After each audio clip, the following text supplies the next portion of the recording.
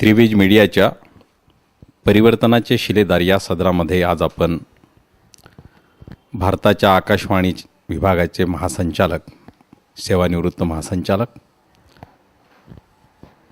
मधुकरराव गायकवाड साहेब यांच्याशी आपण वार्तालाप करीत आहोत। या सदरामध्ये एकूण त्यांचा जीवन प्रवास, संघर्ष आणि त्यांचा वैचारिक प्रवास या सगळ्यांचा आपल्याला माहिती करून घ्यायची, त्या संदर्भात आपण आता त्यांच्याशी बातचीत करीत आहोत। गायकवाड साहेब, त्रिवेज मीडियाच्या परिवर्तनाचे शिलेदार या सदरात आपलं स्वागत आहे। मी सर्वप्रथम तुम्हाला असं विचारणार की ज्या जीवन प्रवाहातून आपण आलात, म्हणजे नगर जिल्ह्यातल्या एक त्या अत्यंत ग्रामीण खेड्यातून तर जागतिक महानगर असलेल्या लंडनपर्यंत आपला जीवन प्रवास आहे। या प्रवासाची सुरुवात नक्कीच गावातून झाली असेल, तर ही सुरुवात कशी होती, काय होती, याबद्दल थोडं आम्हाला थोडक्यात सांगायचं तर माझा जन्म झाला अहमदनगर जिल्ह्यामध्ये पारनेर तालुक्यात काळकूप नावाचं फार लहान खेडगाव आहे त्या ठिकाणी, आणि तो झाला 1941 साली। 14 जून 1941 ही माझी जन्मतारीख। तो काळही महत्त्वाचा आहे आणि हे ठिकाण किंवा स्थळ हेही महत्त्वाचं आहे। काळ महत्त्वाचा आहे यासाठी की तो संक्रमणाचा काळ होता। दुसरं महायुद्ध सुरू होतं त्यावेळेला, 39 ते 44 हा दुसऱ्या महायुद्धाचा काळ। इंग्रजांचा अंमल संपुष्टात येण्याची वेळ होती। 42चा चले जाओ वगैरे याचा अर्थ इंग्रजी अंमल संपायला आलेला होता। आणि पारनेर तालुका किंवा अहमदनगर जिल्हा तो मला महत्त्वपूर्ण यासाठी वाटतो की सेनापती बापट, म्हणजे महात्मा गांधींनी जी चळवळ सुरू केली त्याच्या अगोदर सेनापती बापटांनी समाज परिवर्तनाची, समाज सुधारणेची चळवळ सुरू केलेली होती। ते पारनेर तालुक्यातले पारनेरचे। तर अशा ठिकाणी आणि अशा वेळेला माझा जन्म झाला 1941 साली। स्वातंत्र्य मिळालं देशाला त्यावेळेला मी 6 वर्षांचा होतो। म्हणजे इंग्रजांचा काळ जाणं आणि भारतीय स्वातंत्र्य हा जो संक्रमणाचा काळ होता त्या काळाचा मी साक्षीदार आहे। दुसरी महत्त्वाची गोष्ट मला जी वाटते ती अशी की खेड्यात माझा जन्म झालेला, बालपण खेड्यामध्ये गेलेलं, त्यावेळेसच्या महार समाजामध्ये जन्म झालेला, आणि महार समाज हा खेड्यातली जी संस्कृती आहे, खेड्यातली जी पद्धती आहे त्याच्यामध्ये सर्वात कनिष्ठ गाव कामगार। तर अशा ठिकाणी माझा जन्म झालेला। संक्रमणाचा काळ मी अनेक दृष्टीने बोलतो। तो असा की संबंध जगभर इंडस्ट्रियल रिव्होल्यूशन किंवा औद्योगिक क्रांतीचे वारे वाहायला लागलेले होते, परंतु पूर्णतः क्रांती आलेली नव्हती। स्वातंत्र्याची चाहूल लागलेली होती पण स्वातंत्र्य आलेलं नव्हतं। आणि देश त्यावेळेसच्या खेड्यातलं वातावरण, ग्रामीण भाग आणि अशा त्या वातावरणातून जात होता। तर मला दोन्ही गोष्टी पाहायला मिळाल्या, म्हणजे बलुतेदारी पद्धती पाहायला मिळाली, त्याचबरोबर सुधारणा। म्हणजे 46-47 साली मी शाळेत जायला सुरुवात केली, त्यावेळेला प्रभात फेऱ्या निघत असत। स्वातंत्र्य मिळालं तो दिवसही मला चांगला आठवतो, 1947 15 ऑगस्ट, की आम्ही खेड्यातल्या शाळेत होतो। तर आम्हाला खेड्यातल्या शाळेत विद्यार्थ्यांना रोज आंघोळ करायची, धुतलेले कपडे घालायचे, इस्त्री केलेले कपडे, ह्या गोष्टींची आम्हाला काही सवय नव्हती। पण आमच्या गुरुजींनी कटाक्षाने सांगितलं की उद्या सगळ्यांनी स्वच्छ धुतलेले चांगले कपडे घालायचे, गांधी टोपी धुवायची, आणि तुम्ही उद्या सकाळी लवकर यायचं आहे, आपल्याला इथे प्रार्थना करायची आहेत, झेंडावंदन करायचं आहे वगैरे वगैरे।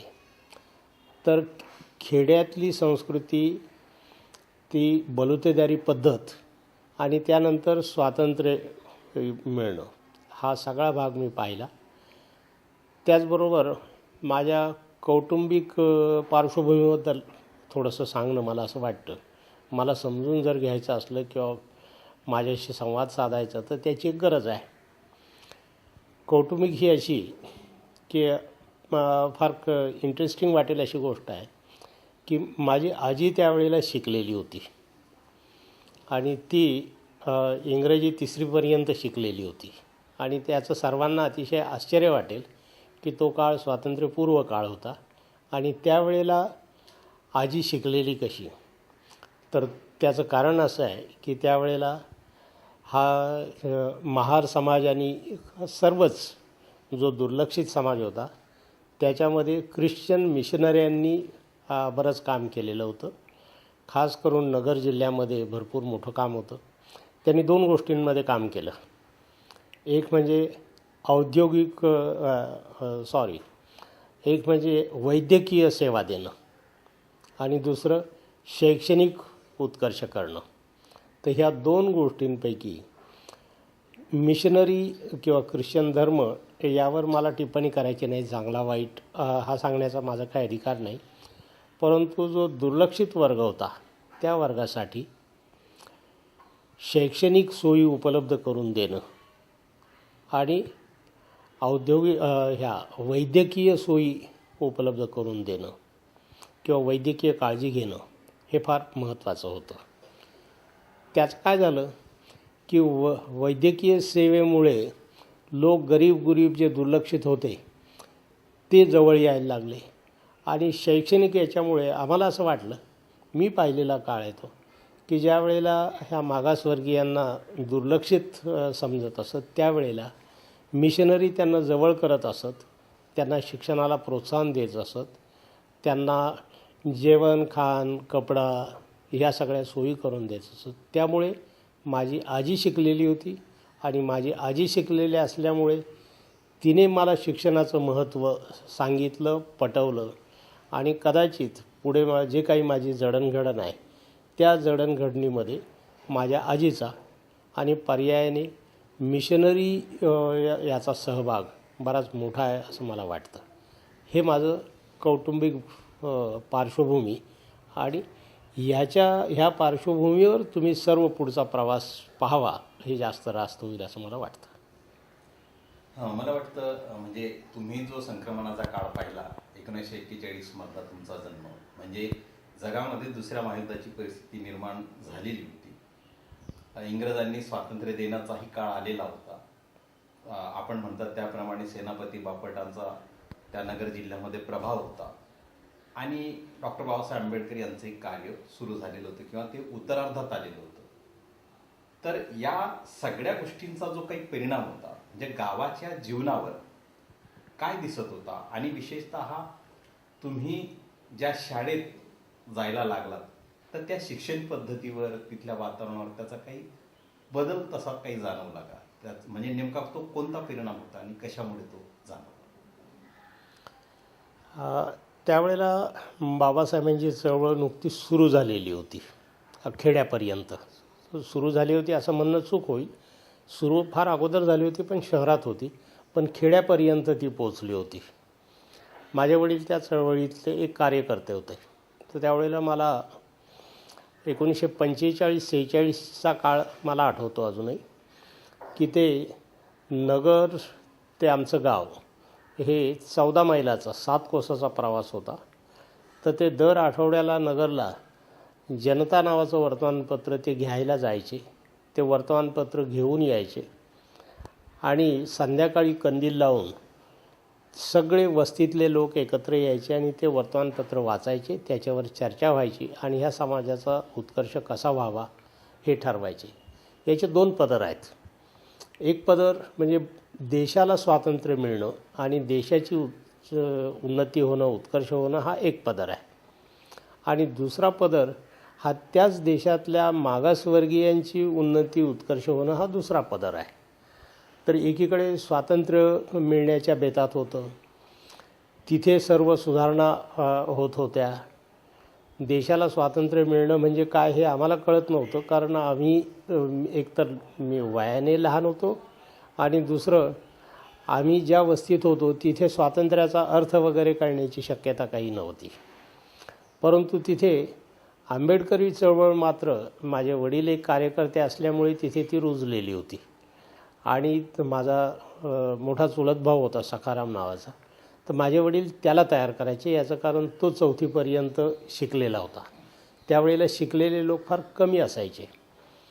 शाळेचं जे तुम्ही विचारलं ते सांगायला हरकत नाही की फार मोठी जातीयता, शिवाशिव, बाट वगैरे ह्या फार मोठ्या प्रमाणात जरी नसला तर त्याचे अवशेष शिल्लक होते. म्हणजे 46-47पर्यंत ते अवशेष शिल्लक राहिलेले होते. फक्त मगाशी उल्लेख केला तसा माझी आजी शिकलेली असल्यामुळे आणि ती माझा अभ्यास घेत असे आणि तिचा दरारा होता मोठा. त्या आजूबाजूच्या 25 गावात ती शिकलेली म्हणून, त्यामुळे आम्हाला तसा तो त्रास होत नव्हता. परंतु जातीयता नव्हती असं म्हणणं धास्ट्याचं होईल, तसं धारिष्ट मी काही करणार नाही. डॉक्टर बाबासाहेब आंबेडकर असं म्हणायचे की खेड्याकडून शहराकडे चला. तर खेड्यामधली जी काही बंदिस्त जात व्यवस्था होती, त्या बंदिस्त जात व्यवस्थेचे पडसाद आपल्या मताप्रमाणे शाळेमध्ये तेवढे जाणवत नव्हते. तर आणि दुसऱ्या बाजूला की आपले वडील डॉक्टर बाबासाहेब आंबेडकरांच्या चळवळीमध्ये त्यांनी आपला सहभाग देण्याला सुरुवात केली होती. तर मग त्यांनी असं काही विचार केला का की आपण हे गाव जे जातींच्या व्यवस्थेने बंदिस्त आहे हे सोडावं, असा काही विचार केला? हो, वडिलांनी विचार केला, पण सर्वात महत्त्वाचं माझ्या आजीने तो विचार केला. कारण तिला शिक्षणाचं महत्त्व होतं आणि माझे वडील 2 गोष्टी होत्या. एक तर ते बंडखोर प्रवृत्तीचे होते आणि दुसरं ते निष्ठावान आंबेडकरी कार्यकर्ते होते. तर ह्या दोन्हीमुळे त्यांचा गावामध्ये कोंडमारा होतो असं त्यांना वाटायचं. तर त्यातून माझ्या आजीने मार्ग काढला आणि तिने हे केलं की कल्याणला माझे चुलत भाऊ एक आलेले होते अगोदर, तर आपण कल्याणला जावं, शहरात जावं, म्हणजे मुलांना शिकायला चांगले सोय होईल. तेही अगदी थोडक्यात सांगतो. माझे 2 मोठे चुलत भाऊ त्यावेळेला मिलिटरीमध्ये गेले होते इंग्रज सरकारच्या काळात, आणि ते इंग्रज सरकारच्या काळात मिलिटरीत जाऊन काही 5-7 वर्ष नोकरी केली असेल त्यांनी, आणि त्यानंतर ते परत आले. म्हणजे दुसऱ्या महायुद्ध संपल्यानंतर ते परत आले आणि मग ते वॉच अँड वॉर्ड जे रेल्वेचं असतं त्याच्यामध्ये आणि पोलीस खात्यामध्ये अशा 2ही ठिकाणी ते नोकरीला लागले. आणि ते कल्याणला त्यावेळेला कोळसेवाडी नावाचा भाग होता, आता सिद्धार्थनगर म्हणतात, त्या ठिकाणी ते राहायला होते. तर त्यामुळे माझ्या आजीला असं वाटलं की आपणही कल्याणला जावं किंवा निदान मुलाला, नातवाला पाठवावं आणि त्याचं शिक्षण व्हावं.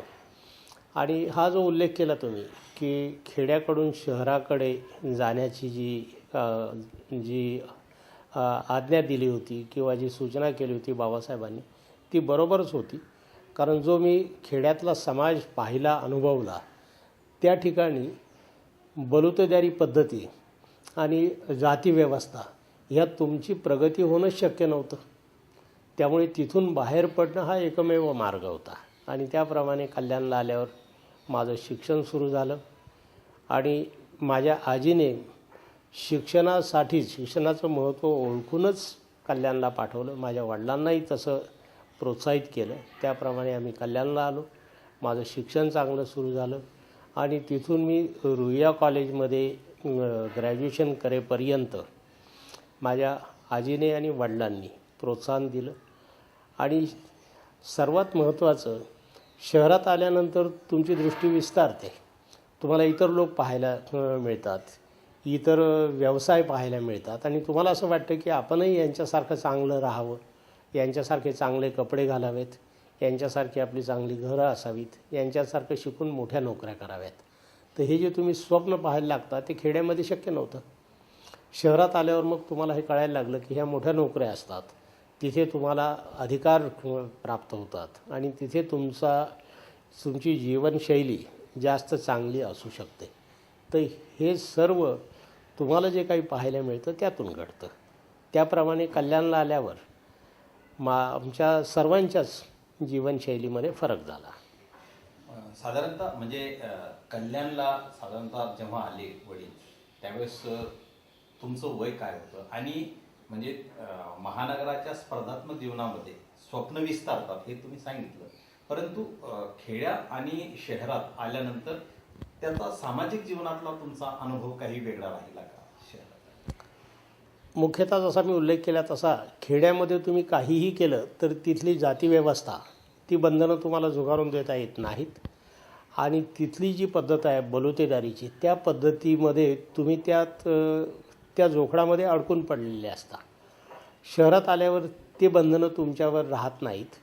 खेड्यामध्ये म्हणजे आम्ही कुठेही गेलो आणि मी शाळेमध्ये वगैरे फार हुशार विद्यार्थी होतो, पण तुम्ही कुठेही गेला तर तुमच्याकडे पाहण्याचा एक दृष्टिकोन हा महाराचा मुलगा आहे असा जो दृष्टिकोन खेड्यात असायचा तो शहरात आल्याबरोबर माझ्या लक्षात आलं की मी शाळेमध्ये जो चमकायला लागलो तर मी महाराचा मुलगा असं म्हणून कोणी हिणवलं नाही. उलट जे ब्राह्मण CKP वगैरे या समाजातली मुलं आहेत ते अभ्यासाला माझ्याकडे यायचे. आम्ही एकत्र अभ्यास करायचो आणि जी तुम्हाला थोडीशी इन्फेरिटी कॉम्प्लेक्स किंवा न्यूनगंड होऊ शकतो खेड्यामध्ये तो शहरात आल्यावर तुमच्यामध्ये राहत नाहीत आणि तुम्ही मोकळ्या वातावरणात जास्त चांगली प्रगती करू शकता. हा भाग मला महत्त्वाचा वाटला.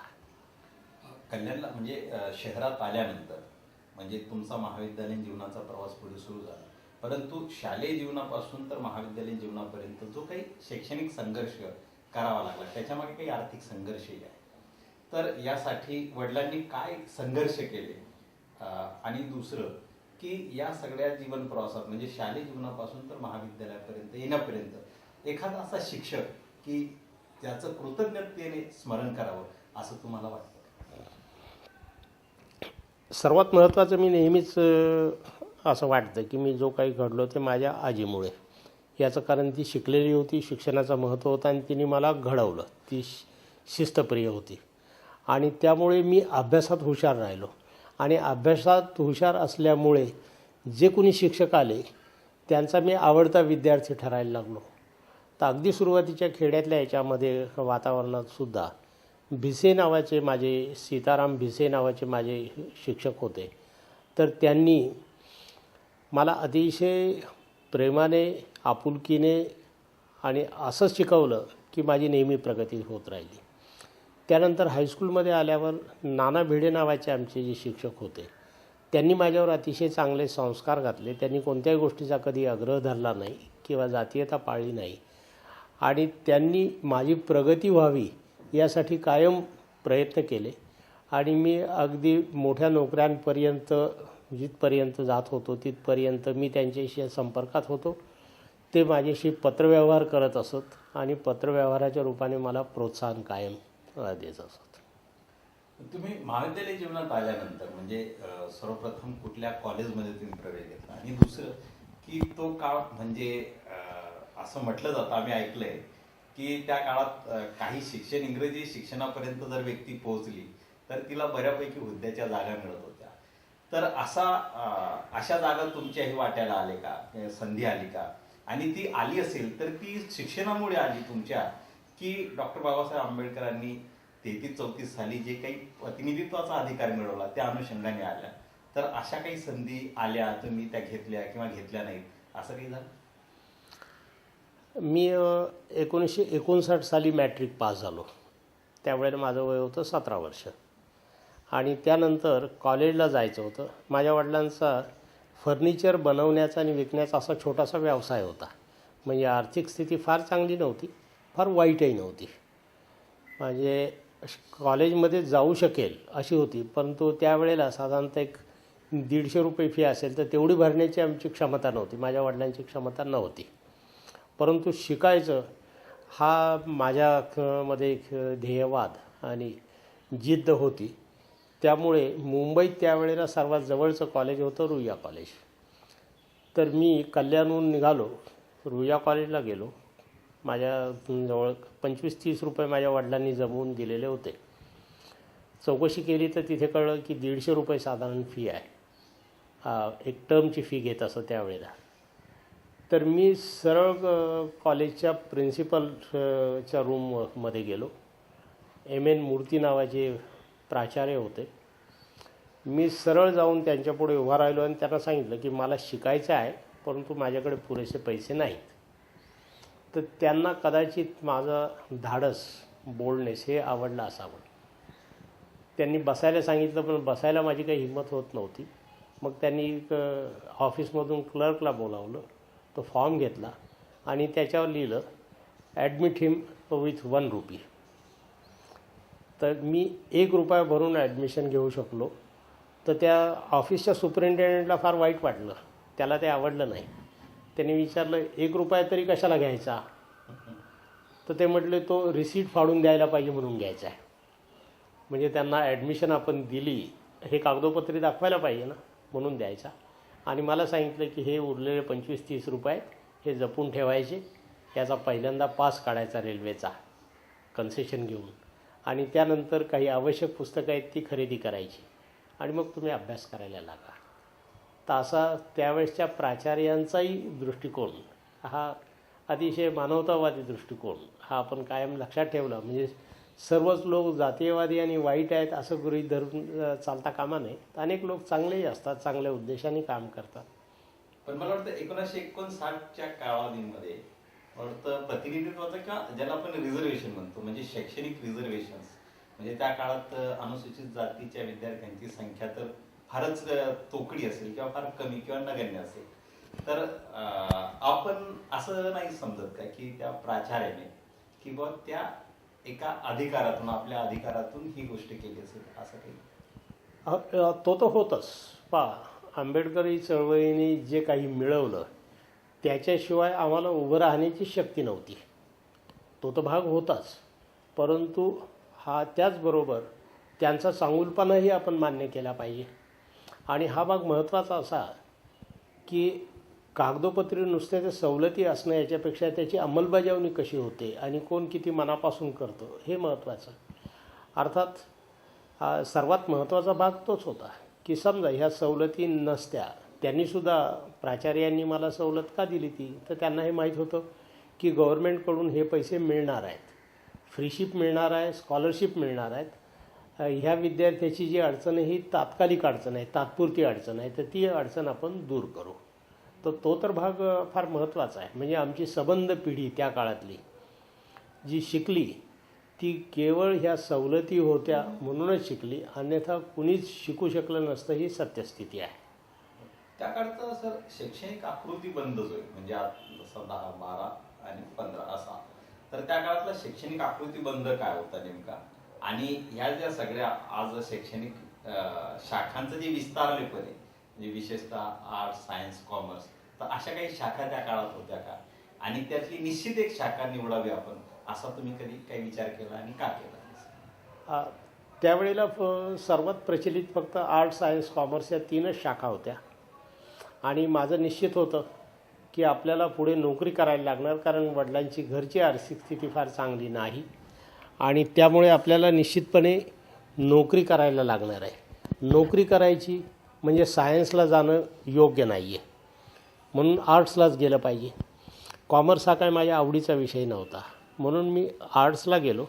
आणि तसंही मला कायमच वाचनाची आवड आणि ज्ञान मिळवण्याची इच्छा, त्यामुळे मला आर्ट्स हा भाग चांगला वाटला आणि आर्ट्समध्ये मी प्रगती पण चांगली करू शकलो.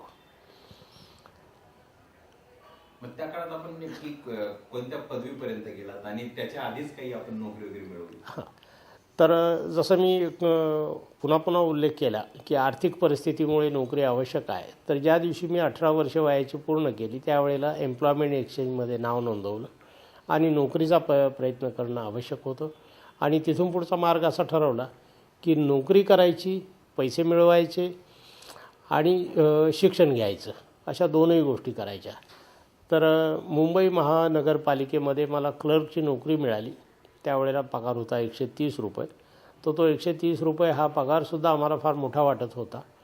आणि दुसरं मी मनाशी निश्चय केला की शिक्षण सोडायचं नाही, त्यामुळे पाहिजे असेल तर नोकरी सोडायची. नोकरी करायची किती, तर जिथे आवश्यक आहे तेवढी नोकरी करायची. तर साधारणतः मी वर्षातले 6 ते 8 महिने नोकरी करत असे आणि उरलेले 4 ते 6 महिने हा अभ्यास करत असे. असं करून मी फर्स्ट इयर झालो तिथपर्यंत मी 18 वर्ष पूर्ण केलीच नव्हती. इंटरपासून मी नोकरी करायला सुरुवात केली. इंटर झालो, BA झालो, BA पास झाल्यानंतर मग स्पर्धा परीक्षेमध्ये उतरावं अशी स्थिती होती. तर सुरुवातीच्या काळामध्ये इन्स्पेक्टरच्या लेवलच्या ज्या परीक्षा होत्या त्या मी भराभर पास होत गेलो आणि पहिली बऱ्यापैकी नोकरी म्हणजे ही धरसोड सोडून दिल्यानंतरची ती होती इन्कम टॅक्स इन्स्पेक्टर. ती नोकरी सुरू केली, त्याच्या डिपार्टमेंटच्या परीक्षा दिल्या आणि 1970 साली मी त्यात इन्कम टॅक्स ऑफिसरच्या पदापर्यंत पोचलो. इन्कम टॅक्स ऑफिसरची नोकरी परीक्षा पास होऊन ती नोकरीही सुरू केली आणि मग डेप्युटी कलेक्टर, तहसीलदार, DYSP वगैरे ह्या सगळ्या स्पर्धा परीक्षा MPSC आणि UPSC ह्या मी देत राहिलो आणि त्यात 70 साली माझी निवड सेंट्रल इन्फॉर्मेशन सर्व्हिससाठी झाली. त्यातली पहिली माझी नोकरी ठरली गोव्याला मी 4 वर्षे राहिलो. प्रेस इन्फॉर्मेशन ब्युरो आणि पब्लिकेशन्स फील्ड पब्लिसिटी ह्या 2 ठिकाणी मी 4 वर्षे नोकरी केली आणि ती नोकरी ही गॅझेटेड ऑफिसर आणि मध्यम श्रेणीची नोकरी होती. ती करून मग माझी बदली दिल्लीला झाली. परंतु एक ठरलं की आपल्याला सेंट्रल इन्फॉर्मेशन सर्व्हिस म्हणजे मीडियामध्ये काही भवितव्य आहे आणि मीडियाचं काम मला आवडत होतं. त्याप्रमाणे मी दिल्लीला गेलो.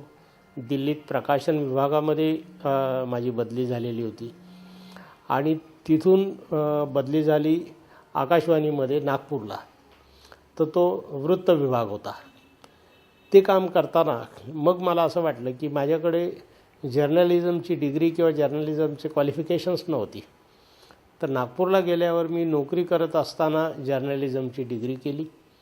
त्याच्यामध्ये मला गोल्ड मेडल मिळालं आणि त्याच्या आधारावर म्हणजे MA फिलॉसॉफी या विषयासही आणि जर्नलिझमचं गोल्ड मेडल त्याच्या आधारावर मग साधारणतः माझ्या वयाच्या 35-36व्या वर्षी UPSC मार्फतची सर्वात महत्त्वाची मोठी परीक्षा झाली डायरेक्टर ऑल इंडिया रेडिओ. तर त्या पदासाठी माझी निवड झाली. म्हणजे खरं करिअर जर तुम्ही म्हणाल तर माझं वयाच्या 35-36व्या वर्षानंतर सुरू झालं. तिथपर्यंत हा नागपूरच्या आकाशवाणीमध्ये प्रथम आपली नियुक्ती झाली. तर आकाशवाणी म्हणजे त्या काळातलं मला वाटतं माहिती आणि तंत्रज्ञान क्षेत्रातलं सर्वात मोठं साधन, प्रभावी साधन होतं आणि त्या काळात लेखक, विचारवंत, तत्त्वज्ञ यांचाही फार संबंध असायचा. तर अशा लोकांशी तुमचा मग त्या काळात संबंध आणि संपर्क यायला लागला का? हो, या ठिकाणी आणखी एक गोष्ट मला स्पष्ट केली पाहिजे की माझं ज्या वेळेला आकाशवाणीवर डायरेक्टर म्हणून निवड झाली त्याच वेळेला प्रोफेसर आणि head of the department journalism अशी निवड झालेली होती आणि माझा खरा पिंड professor head of the department याला फार जवळचा आहे. म्हणजे मला वाचनाची प्रचंड आवड आहे, मला शिकवायला आवडतं. जर्नलिझमचा मी विद्यार्थी होत असं जर्नलिझम पासआउट झाल्याबरोबर मी शिकवायला सुरुवात केली. परंतु जे संस्कार होते, वडील जे कार्यकर्ते होते बाबासाहेबांचे, तर ते वाक्य मला आठवलं. मी जवळजवळ प्रोफेसरचं पद स्वीकारलेलं होतं, माझा होकार कळवला होता. पण मला वडिलांची आठवण आली की त्यांच्या नेहमी चर्चा चालायच्या, कार्यकर्ते घरी यायचे की डॉक्टर बाबासाहेब आंबेडकर नेहमी म्हणत असत की तुम्ही शासनकर्ती जमात बना. तर तो भाग मला महत्त्वाचा वाटला आणि मी प्रोफेसर व्हायचं सोडून मग आकाशवाणीत डायरेक्टर होण्याचं हे स्वीकारलं. खरं म्हणाल तर आता आश्चर्य वाटेल तुम्हाला की डायरेक्टरपेक्षा प्रोफेसरचा पगार थोडासा जास्त होता. UGC स्केल वगैरे लागलेले होते. दुसरं तुमच्या ट्रान्सफर्स नव्हत्या, सुट्या भरपूर आणि वाचण्याची आवड हे कारण होतं. पण त्याऐवजी मग मी एक आंबेडकरी चळवळीतल्या कार्यकर्त्याचा मुलगा म्हणून मी निर्णय घेताना त्या गोष्टीचा माझ्यावरती परिणाम झाला आणि मी डायरेक्टर म्हणून नोकरी स्वीकारली. परंतु नो रिग्रेट्स. शेवटपर्यंत आकाशवाणीच्या नोकरीमध्ये मी फार एन्जॉय केलं. मला फार अतिशय चांगलं वाटलं आणि तिथे मी फार चांगली छाप पाडू शकलो. याचं कारण असं की मीडियाचं काम मला कायमच भरपूर आवडलेलं आहे आणि जे काम तुम्हाला आवडतं ते काम तुम्ही जास्त चांगलं करू शकता.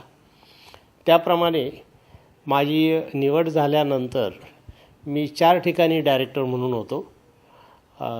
जळगाव खानदेशमधलं, नागपूर, भोपाळ मध्य प्रदेशची राजधानी आणि मुंबई अशा 4 ठिकाणी होतो. आणि ह्या 4 ठिकाणी मिळून मी जवळपास 13-14 वर्ष डायरेक्टर म्हणून नोकरी केली.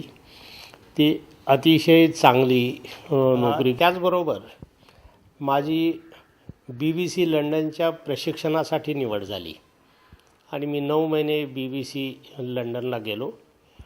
तिथे मीडियाचं आणि खास करून रेडिओ आणि टेलिव्हिजन याचं ॲडव्हान्स ट्रेनिंग मी घेतलं आणि ते ट्रेनिंग घेऊन परत आलो. या सर्व 4ही ठिकाणी मी अतिशय चांगली नोकरी केली. लोकसंपर्कात येत होते हे तर खरंच आहे, पण त्याच्याबरोबर मला कायम जो माझ्या मनामध्ये राहिलेला भाग होता तो असा की ह्या सामाजिक अभिसरणामध्ये आपण काही करू शकतो का. म्हणजे ही नोकरी स्वीकारताना मी त्यावेळेला थोडासा कॉम्प्रोमाइज केला होता खरा, की माझी प्रोफेसरची नोकरी ही माझी आवडीची नोकरी असताना ती न स्वीकारता मी ही नोकरी स्वीकारून थोडा माझ्या स्वतःशीच कॉम्प्रोमाइज केला होता. आणि तो केवळ एका उद्देशाने केला होता की आपल्याला समाजासाठी काही करता येईल का. आणि त्याबद्दल मी सांगू शकतो की मी पूर्णतः समाधानी आहे. याचं कारण असं की माझी अशी धारणा आहे की मीडिया हे फार महत्त्वाचं काम करू शकते. म्हणजे सामाजिक अभिसरणामध्ये सर्वात महत्त्वाची भूमिका जर काही बजावता येत असेल तर ती मीडियाला बजावता येते. आणि त्या निमित्ताने तुम्ही सर्व जगाच्या, सर्व समाजाच्या, सर्वांच्या जवळ राहता, त्याची नाडी तुम्ही ओळखू शकता आणि त्याप्रमाणे तुम्ही ते जे काही प्रोजेक्ट कराल त्याच्यावर सत्ता कुणाची असावी, अधिकार कुणाचे असावेत, लोकांनी कसं वागावं किंवा कसं वागू नये हे तुम्ही ठरवू शकता. आणि आजही ती गोष्ट तुम्हाला मान्य करायला लागेल की मीडियाचा रोल हा संबंध समाज परिवर्तनासाठी अतिशय महत्त्वाचा रोल आहे. मला अतिशय आनंद वाटतो की त्या काळामध्ये 14 वर्षे जे मी डायरेक्टर म्हणून नोकरी केली त्या काळात जे काही समाजव्यवस्था होती त्यात मला माझ्या परीने जे करता आलं ते सर्व मी असं केलं आणि इतकी महत्त्वाची कामं केली की ती सर्वांनाच त्याची दखल घ्यायला लागले. हे काम तुम्ही केवळ मीडिया, मला असं वाटलं की आपल्याला संपूर्ण मीडिया, समाज परिवर्तनाचं साधन असलेल्या मीडिया तुमच्या हातात आहे. तुम्हाला काम करण्याचा आनंद आहे आणि हे सगळं करताना तुम्हाला सगळ्या भरपूर सोयी सवलती सगळ्या गोष्टी आहेत आणि वर तुम्हाला चांगला पगारही देतात. म्हणजे याच्यापेक्षा जास्त आणखी काय मागणी तुम्ही करू शकता.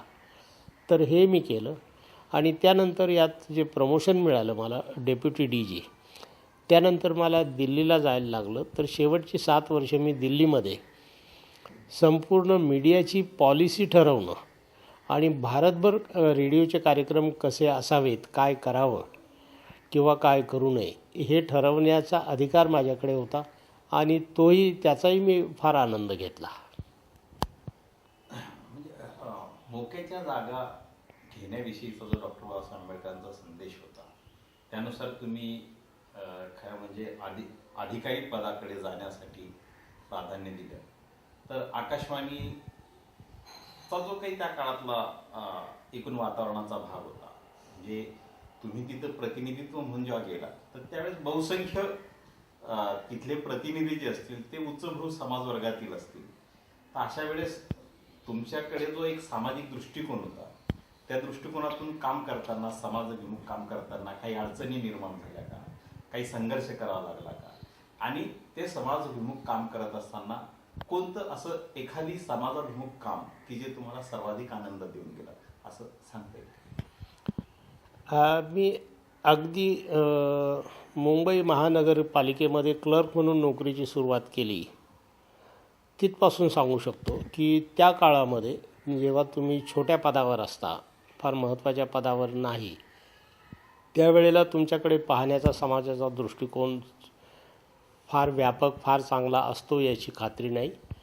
तर आम्ही तो अपमान किंवा ते दुर्लक्ष हे सहन केलेलं आहे. त्यावेळेला सर्रास असं म्हटलं जायचं की हे सरकारचे जावई आहेत, म्हणजे ज्या सोयी सवलती घेऊन जे आलेले तर त्यांची हेटाळणी करण्यासाठी हे सरकारचे जावई आहेत अशा तऱ्हेचंही करायचं. बाकी सर्वांना 100पैकी 100% जर सिद्ध करायचं असलं तर आम्हाला ते 110% सिद्ध केल्याशिवाय गत्यंतर नव्हतं, अशी स्थिती होती. परंतु पुढे हे पाहिलं, म्हणजे ही सर्वच समाजाची स्थिती असेल, हिंदू समाजाची तर निश्चितच आहे, की उगवत्या सूर्याला नमस्कार करणं. ज्या वेळेला मी पाहिलं की मी डायरेक्टर म्हणून आलो, तर त्यावेळेला सर्वांची चढाओढ असायची की मला खुश कसं करता येईल. आणि मी आंबेडकरी विचाराचा पायी काय हे ज्या वेळेला कळलं, तर 14 एप्रिल किंवा 6 डिसेंबरला मी नको म्हणेल इतके कार्यक्रम हे सर्व लोक पुढे करायचे. याचं कारण असं की त्यांची इच्छा अशी असायची की आपले डायरेक्टर हे खूप कार्यक्रम आपण केले की मग खुश होतील. तर हे 2 चित्र मी पाहिलेले आहेत की ज्या वेळेला मी क्लर्कच्या पदावर होतो त्यावेळेला जातीवरून हेटाळणी होणं किंवा तुम्हाला तुमच्याकडे दुर्लक्ष करणं किंवा तुमचा अपमान करणं इथपर्यंत जी स्थिती होती, ती मोठ्या पदावर आल्याबरोबर ती स्थिती बदलते. त्यामुळे बाबासाहेब हे द्रष्टे होतेच, काही ते आपण सर्टिफिकेट त्यांना देण्याची गरज नाही. म्हणून त्यांनी सांगितलं की तुम्ही मोक्याच्या जागी बसा, तुम्ही मोठ्या पदांवरती बसा, म्हणजे मग आपोआप सगळ्या गोष्टी तुमच्या मनासारख्या व्हायला लागतील. म्हणजे ह्या पदावर आल्यानंतर सर की आकाशवाणीमध्ये काम करत असताना आपण माहिती देतो जगाच्या संदर्भातली, वेगळ्या जीवन प्रवाहातली, तर असं तुम्हाला पुन्हा वाटलं का की तुम्ही ज्या जीवन प्रवाहातून गेलात तर तशी काही माहिती आपण आकाशवाणीवरून द्यावी, तर त्या जीवनासंदर्भातली ओळख इतर प्रस्थापित समाजाला करून द्यावी, अशी तुमची भावना झाली का त्या अनुषंगाने? आता तुम्ही हा जो कार्यक्रमाचा कॉन्सेप्ट आहे, ह्या साधारणतः असाच कॉन्सेप्ट मी त्या काळीसुद्धा राबवला. त्यावेळेला मला असं वाटलं की जे कोणी संघर्ष करून पुढे आलेले आहेत तर त्यांना आपण प्रोजेक्ट करावं, त्यांच्या गोष्टी आपण पुढे आणाव्यात आणि त्या लोकांपुढे मांडाव्यात. तर तुम्हाला कदाचित माहीत असेल, डॉक्टर नरेंद्र जाधव यांचं जे आत्मचरित्र आहे, माझा बाप आणि आम्ही, तर ही याची सुरुवात आकाशवाणी मुंबईने केलेली आहे. नरेंद्र जाधव हे माझे अतिशय चांगले जवळचे मित्र. आम्ही एका ठिकाणी जेवणासाठी गेलो होतो आणि थोडंसं आम्हाला थांबायचं होतं. तर त्यात त्यांच्या हातात ती वही होती.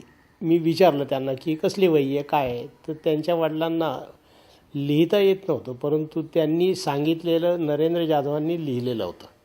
आणि ते नाशिकची जी भाषा आहे त्या भाषेमध्ये त्या उच्चारासहित, त्या ढबीसहित त्यांनी ते मला वाचून दाखवलं आणि ते मला अतिशय आवडलं. त्यांना दुसऱ्या दिवशी बोलावलं, त्याप्रमाणे आम्ही चर्चा केली, तो कार्यक्रम दिला आणि ते आज जगभरच्या साहित्यामध्ये प्रसिद्ध झालेलं आहे.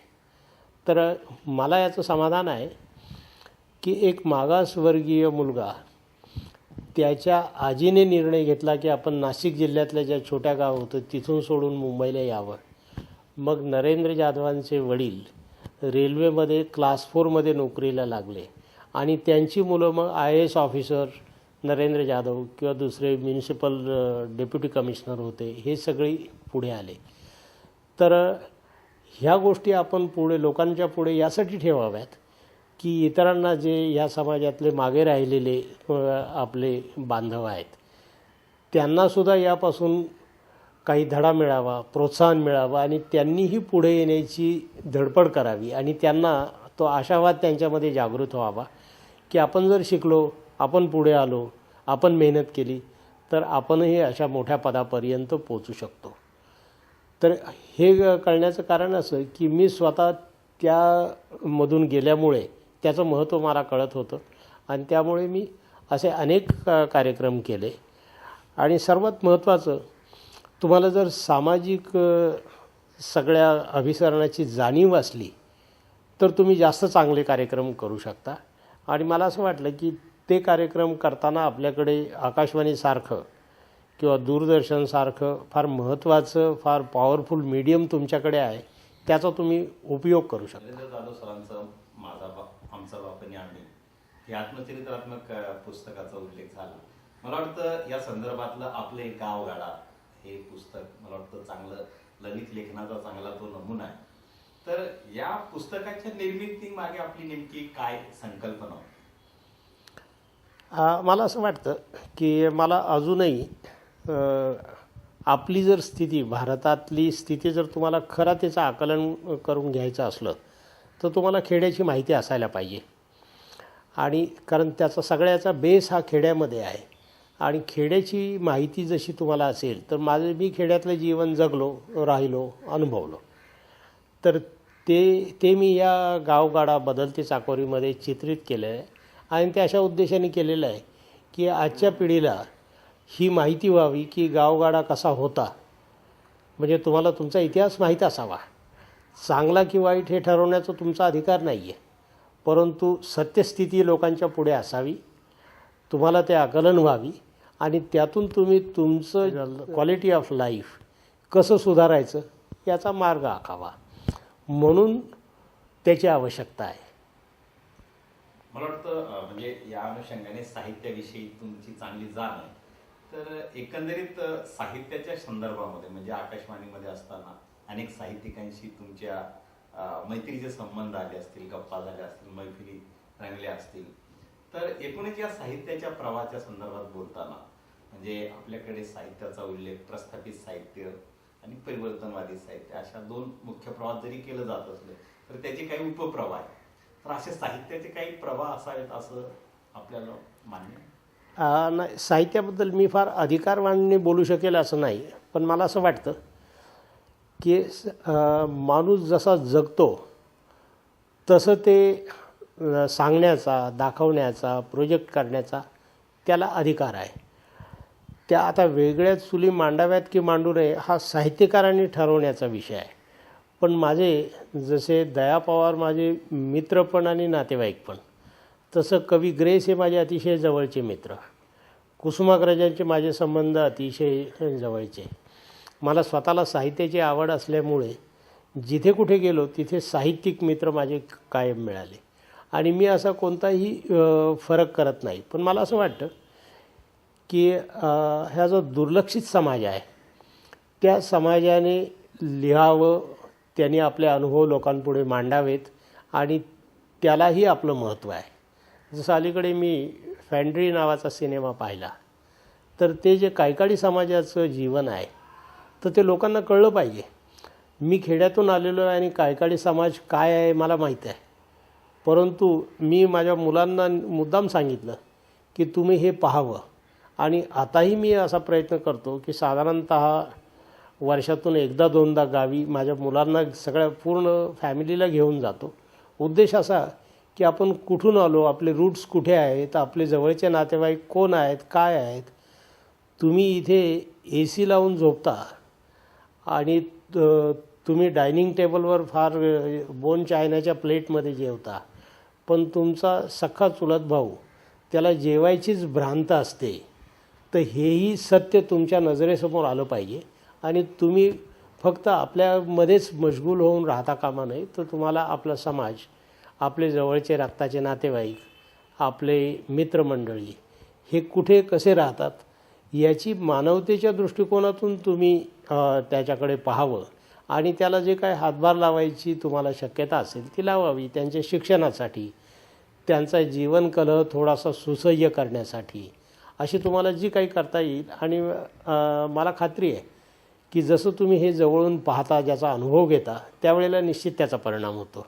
म्हणजे मी माझ्या मुलांच्या वागण्यात पाहतो की त्यांना गावी घेऊन गेल्यानंतर त्यांच्यामध्ये तो फरक पडतो. त्यांना असं वाटतं की हे आपलीच माणसं आहेत आणि ही इतकी दुर्लक्षित आहेत, इतकी त्रासात आहेत. त्यांचा आता तुम्हाला 1000-2000 रुपये काही वाटत नाहीत फारसे, पण 1000-2000 रुपयासाठी एखाद्या मुलाचं शिक्षण थांबलेलं असतं.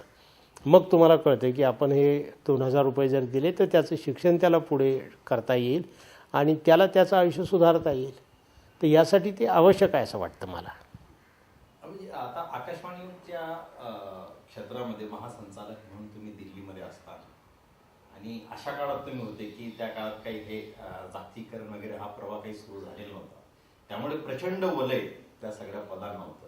तर अशा काळात दिल्लीच्या सत्ता वर्तुळामध्ये तुमचे संपर्क आले असतील, संबंध आले असतील आणि त्या अनुषंगाने राष्ट्रीय पातळीवर व्यापक काम करण्याची संधी मिळाल्यामुळे तुमच्या मनामध्ये असणारी एखादी कामाची संधी तुम्हाला मिळाली असेल ज्याच्यामध्ये तुम्हाला समाधान मिळालं, की असा एक सत्ता वर्तुळातला संबंध आणि तुमच्या कामातला समाधानाचा संबंध, असं काही सांगा. मी खात्रीलायकपणे सांगू शकतो की आकाशवाणीतल्या पहिल्या दिवसापासून तर मी निवृत्त झालो 30 जून 2001 साली, तिथपर्यंत प्रत्येक दिवसच मी एन्जॉय केला.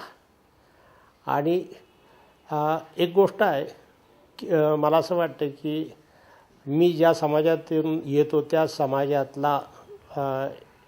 समाजातली एक व्यक्ती म्हणून, आणि खेड्याचं ज्यांना बॅकग्राऊंड आहे, खेड्यातून जे येतात ते आपल्याशी एकदम पक्के असतात. त्यामुळे मला कितीही प्रयत्न झाला तरी कुणीही माझ्यावर दडपण आणू शकलं नाही. आणि मी मला जे पाहिजे तेच काम निष्ठेने कायम करत राहिलो. अनेक वेळेला संघर्ष झाले. मला माझं प्रमोशन थांबवलं गेलं, कारण मी ज्या गोष्टी आमच्या वरिष्ठांना पाहिजे होत्या त्या मी सहजासहजी करत नव्हतो. त्यामुळे माझं प्रमोशनला माझा नंबर असूनही तो डावाला गेला. तरी मी जिद्द सोडली नाही. मी सरकारच्या विरुद्ध कॅटमध्ये दावा केला. कॅटमध्ये दावा करून मी थांबलो नाही, तर दिल्ली हायकोर्टामध्ये दावा केला आणि ते करून मी प्रमोशन माझं मिळवलं. आणि त्याचा उद्देश एकच होता की आपल्याला जो अधिकार आहे, आपल्याला बाबासाहेबांनी लढायला शिकवलेलं आहे, अन्याय सहन करायला शिकवलेलं नाही. त्याप्रमाणे मी शेवटपर्यंत लढत राहिलो आणि त्याचं मला समाधान आहे. आणि ती लढाई करताना सर्वात महत्त्वाचा भाग जो ठेवला तो समाजातला जातपात धर्म हा भाग महत्त्वाचा मी मानत नाही. तर समाजातला जो कुठला दुर्लक्षित वर्ग आहे त्या दुर्लक्षित वर्गासाठी त्याचं जीवन सुसह्य करण्यासाठी, चांगलं करण्यासाठी आपल्याला जे काही करता येणं शक्य आहे ते आपण करावं. आणि तो प्रयत्न मी कायम करत राहिलो सर्व कार्यक्रमांच्या माध्यमातून. आंबेडकराईट समाजामधल्या म्हणजे बुद्धिजीवी पिढीची त्या पहिल्या पिढीचं तुम्ही नेतृत्व करतात. डॉक्टर बाबासाहेब आंबेडकरांना बडोदा संस्थानमधलं पदावर गेल्यावरही शिपाई सारख्या माणसाकडून त्यांना फाईल म्हणजे त्या पदावर त्यांना काही जातीचे चटके अनुभवत आहे. तर या पदावर गेल्यानंतर असा काही म्हणजे हा अनुभव आहे, हा मला वाटतं न्यायालयीन संघर्ष त्याचाच भाग आहे असं आपल्याला वाटतं की संघर्ष कायमच करायला लागेल, त्याच्या पद्धती बदलतील. म्हणजे खेड्यापाड्यामध्ये पाटील आणि धनिक लोक ज्या तऱ्हेचा संघर्ष, ज्या तऱ्हेची वागणूक देत होते त्याच्यासाठी तर त्या खेड्यातल्या जनतेला संघर्ष करायला लागत होता. तुम्ही छोट्या पदावर जर नोकरी करायला लागलात तर तुम्हाला तो संघर्ष करायला लागतो तुमच्या अस्तित्व टिकवण्यासाठी. तर तुम्ही मोठ्या पदांवर जर गेलात तर मोठ्या पदावर सुद्धा तुम्हाला संघर्ष करायला लागतो. पण इथे आणखी एक गोष्ट महत्त्वाची मान्य करायला पाहिजे आपल्याला, की हा केवळ जातीचा संघर्ष राहत नाही. मग तर त्याला दुसरे अनेक पदर येतात. त्याला सगळ्यात महत्त्वाचा पदर मी माझ्या नोकरीच्या काळामध्ये जो पाहिला तो भ्रष्टाचाराचा पदर. म्हणजे तुम्ही शेड्यूल कास्ट आहात की आणखी कोण आहात हा भाग महत्त्वाचा नाही, तर त्यांना जे भ्रष्ट अधिकारी पाहिजेत ते तुम्ही आहात की नाही. आणि जर तुम्ही भ्रष्टाचाराला नकार दिला तर त्याची तुम्ही संघर्ष करायची तयारी ठेवली पाहिजे. मी संघर्ष केला आणि मला त्याचा अजिबात खेद नाही की हा संघर्ष करायला लागला. आणि शेवटी माझी सत्यावर निष्ठा आहे की तुम्ही जर खरे असाल, सत्तेची बाजू तुमची असेल तर तुम्ही निश्चितपणे जिंकता. फक्त त्याच्यासाठी संघर्ष करायची जिद्द, तयारी आणि तुमची मनोभूमिका तेवढी मजबूत असावी. आता हा जो म्हणजे आर्थिक भ्रष्टाचाराचा जो अनुभव म्हणजे त्यालाही एक पदार असतो, परंतु तुम्ही BBC लंडन सारख्या वृत्तसंस्थेमध्ये कामाचा तुमचा अनुभव म्हणजे त्या अनुषंगाने पाश्चिमात्य जीवन पद्धती, प्रशासन पद्धती तुम्हाला अनुभवता आली, तर तिथेही अशा प्रकारचा काही संघर्ष आहे किंवा या दोन्ही प्रशासकीय पद्धतीमध्ये काही आमूलाग्र बदल आहे असं तुम्हाला जाणवतं? नाही, तिकडच्या वेस्टर्न कल्चरमध्ये आपल्याकडे ज्या तऱ्हेचा भ्रष्टाचार आहे तसा तो दिसून आला नाही. तर त्यांच्याकडच्या पद्धती वेगळ्या आहेत. आपल्याकडे लाच खाणं हा भाग आहे, तर त्यांच्याकडे उघडपणे स्पीड मनी त्याला म्हणतात. उदाहरणार्थ आपल्याकडे रेल्वेचं रिझर्वेशन करायला पूर्वी कधी काळी मी पाहत असे की तुम्ही पैसे द्यायचे आणि मग ते रिझर्वेशन व्हायचं. त्यांच्याकडे तशी पद्धत नाही आहे. त्यांच्याकडे तुम्ही ॲडव्हान्स बुकिंग करा आणि त्यावेळेला तुम्हाला जे जादा पैसे द्यायला लागतील ते तुम्ही द्या. तर त्या पद्धती आपल्याकडे पण आता यायला लागलेल्या आहेत. मला असं वाटतं की ह्या सर्व माध्यमांमुळे जग जवळ येत आहे आणि जे जवळ येत आहे त्याचा फायदाच होतो आहे. जे परदेशात जाऊन येतात त्यांच्या लक्षात येतं की तुम्हाला जर पासपोर्ट काढायचा असला तर आता 3 तऱ्हेने पासपोर्ट तुम्हाला काढता येतो की तुम्ही फॉर्म भरून द्या आणि 6 महिन्यांनी तो तुमच्या घरी येईल.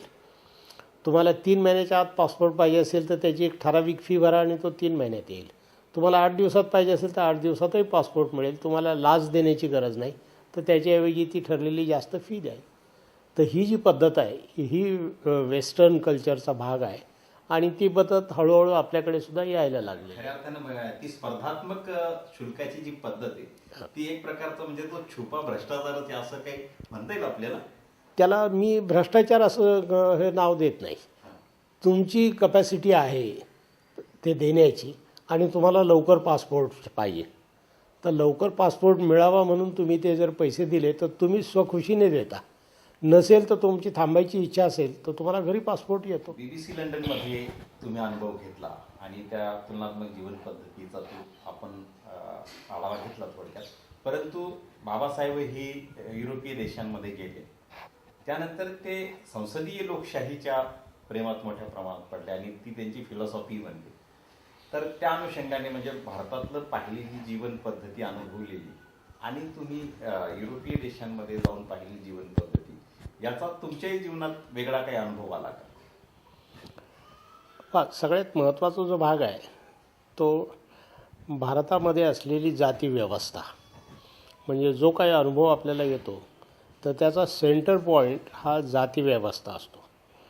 ही अतिशय युनिक पद्धत आहे.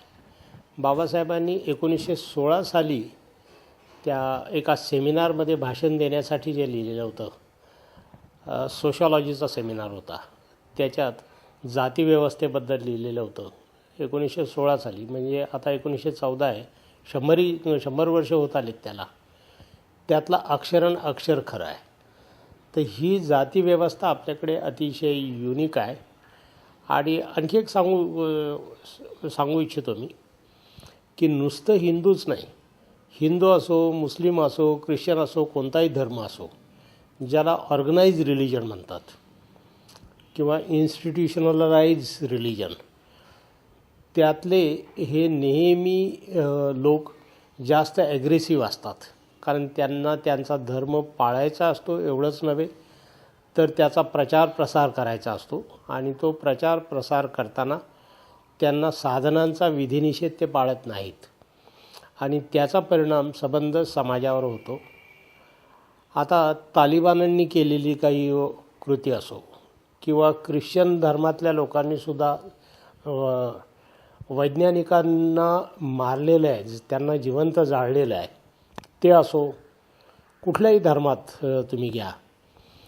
तर हा सर्वच भाग म्हणजे जिथे धर्मावर अधिष्ठित असा जो भाग आहे हा त्रासदायक आहे, समाजासाठी तो चांगला नाही.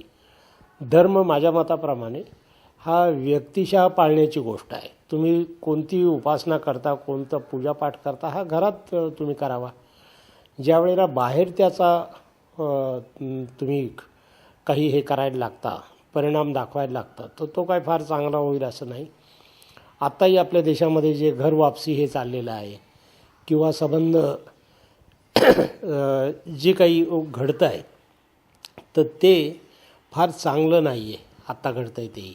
याचं कारण असं आहे की धर्माच्या दृष्टिकोनातून केवळ तुम्ही पाहता आणि धर्म आणि मानवता हे सुसंगत एकत्र कुणी करत नाहीत.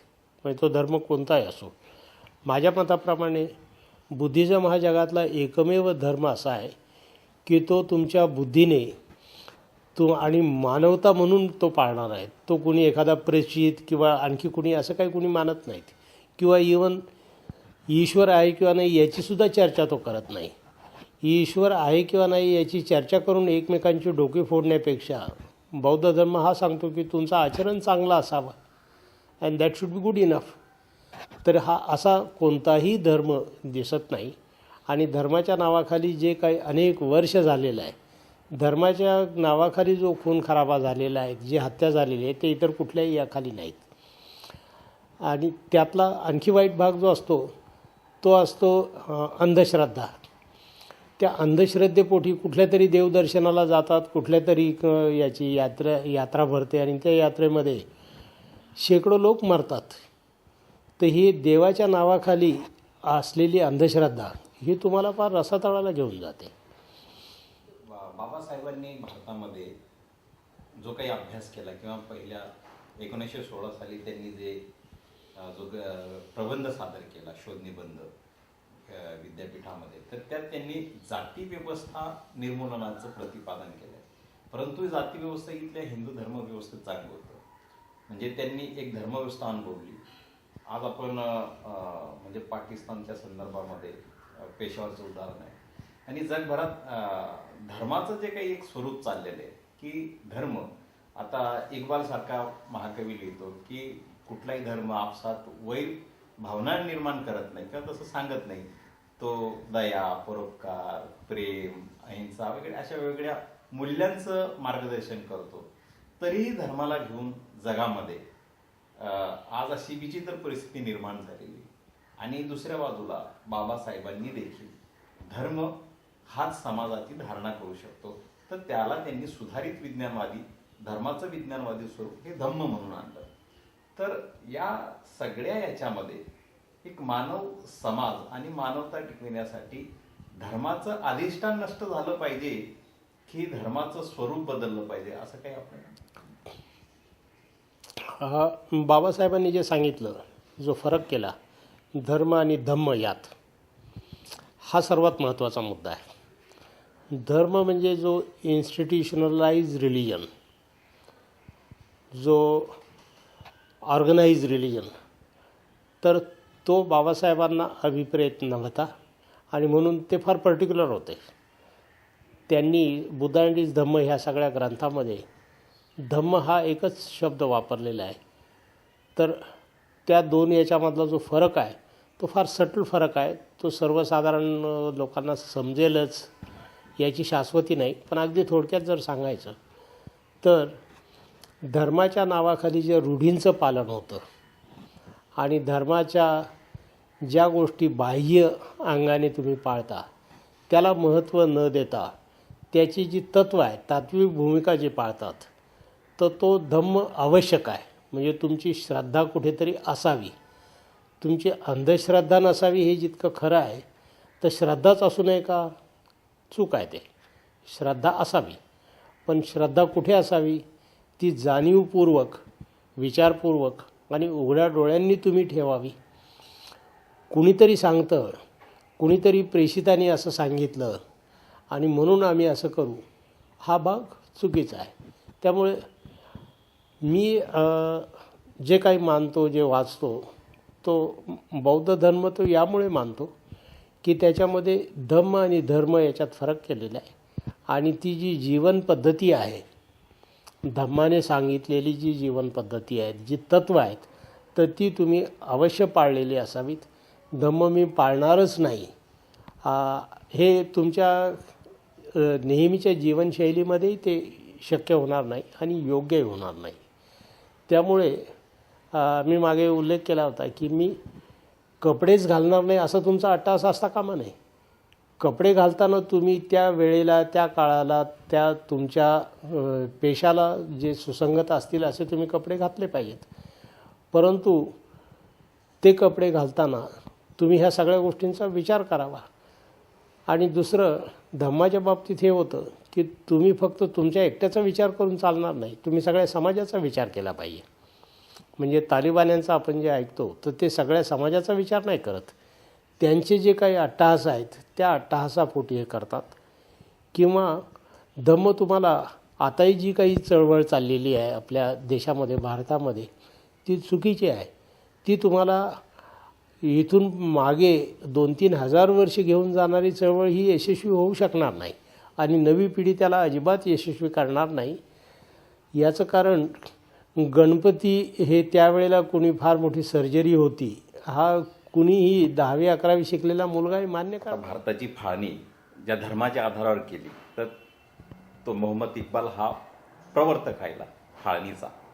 तर त्या मोहम्मद इक्बालने असं म्हटलंय की धर्म हा काही आपसात वैर शिकवत नाही, तो प्रेमभाव शिकवतो, सत्य शिकवतो, अहिंसा शिकवतो, दयाभाव शिकवतो. ही सगळ्या धर्माचीच मूलभूत ठेवण आहे. बाबासाहेबही म्हणत होते की बुवा हिंदू धर्मात जे काही तत्वज्ञान आहे ते तत्वज्ञान तर जगातल्या कोणत्याही धर्मापेक्षा श्रेष्ठ आहे. की माणसालाच नाही तर दगडालाही देव मानण्याची त्यांची तात्विक पद्धत आहे. परंतु व्यवहार मात्र वेगळा आहे. कथनी आणि करणी याच्यामध्ये अंतर आहे. पण तरी बाबासाहेबांनी एका धर्माच्या जातीव्यवस्थेतून बाहेर पडताना किंवा ती जातीव्यवस्था मोडीत काढण्यासाठी एका पर्यायी धर्माचा स्वीकार केला आहे. त्याला बाबासाहेबांनी वैज्ञानिक आधारे धम्म बनवलं. तर धर्माचं हे जे स्वरूप आहे हे नेमकं का झालेलं आहे आणि बाबासाहेबांनी जो एक धोका सांगितला होता की त्या अनुषंगाने मी पुढचा प्रश्नही आताच विचारून देतो की जगामध्ये नेपाळला बाबासाहेबांचा आग्रह करण्यात आला की मार्क्स आणि बुद्ध याच्यावर तुम्ही मांडणी केली पाहिजे. तर त्यावेळी बाबासाहेबांनी हे म्हटलं होतं की मार्क्सचा आर्थिक सिद्धांत जर बौद्ध धर्माने स्वीकारला नाही तर बौद्ध धर्म हा देखील एक पिवळा धोका आहे.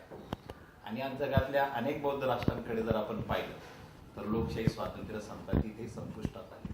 तर या एकूणच अनुषंगाने आपण धर्माच्या संदर्भात धर्माचं विश्लेषण करताना तुम्हाला 2 गोष्टी लक्षात ठेवायला लागतील. नंबर 1, ज्याला ऑर्गनाइज रिलिजन, सुसंघटित धर्म किंवा इन्स्टिट्यूशनलाइज रिलिजन असं आपण जे म्हणतो हा वेगळा भाग आहे. आणि धर्माची तत्व हा वेगळा भाग आहे. तात्विकदृष्ट्या कोणताही धर्म तुम्ही वाईट वागा असं शिकवत नाही. परंतु धर्मप्रचार, धर्मप्रसार आणि धर्मपालन करताना जिथे अग्रही भूमिका आली त्या ठिकाणी गफलत होते. मग तो जो सुसंघटित धर्म होतो त्यात जे अनाचार, अत्याचार आणि ज्या गोष्टी होतात त्या वाईटच म्हटल्या पाहिजे. परंतु म्हणून मला धर्मच नको असं म्हणून चालत नाही. तर धर्माचं अधिष्ठान ह्या प्रत्येक ठिकाणी आवश्यक असतं.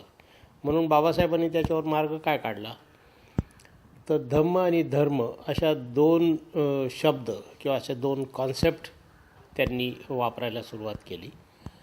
धर्म म्हणजे ज्याला प्रचलित अर्थाने आपण रिलिजन असं इंग्रजीत म्हणतात, तो की ज्याच्यामध्ये रूढी, रीतिरिवाज आणि वागावं कसं त्या धर्मानुसार त्या पद्धती येतात.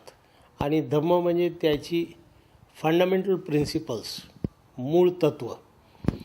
तर जी मूळ तत्व तुम्हाला मूळ धर्माचं अधिष्ठान हे असायलाच पाहिजे. आणि म्हणून बाबासाहेबांनी एका धर्मातून बाहेर पडायचं तर त्यांनी ख्रिश्चन, जैन, बुद्धिस्ट, मुस्लिम ह्या सगळ्याच धर्माचा, इवन शीख धर्माचा अभ्यास करण्यासाठी त्यांनी आपल्या मुलाला, पुतण्याला अमृतसरला 1.5 महिना पाठवलं होतं. आणि ह्या सगळ्यांचा अभ्यास केल्यानंतर मग त्यांनी निष्कर्ष काढला की आपण बौद्ध धर्म स्वीकारावा. आणि त्याला महत्त्वाचं कारण होतं. बाकी प्रत्येक धर्म हा भावनेवर, केवळ भावनेवर आधारलेला होता. आणि बौद्ध धर्म हा केवळ असा आहे की जो तुमच्या बुद्धीला जे पटेल ते करा असं सांगणार आहे. बौद्ध धर्मामध्ये कुणी प्रेषित नाही, कुणी तुम्हाला आज्ञा देणारा नाही आहे. प्रत्येक धर्मामध्ये मी सांगतो म्हणून असं करा. भगवद्गीतेमध्ये श्रीकृष्ण सांगतो की तुम्ही आपलं डोकं नका चालू, मी सांगतो म्हणून असं करा.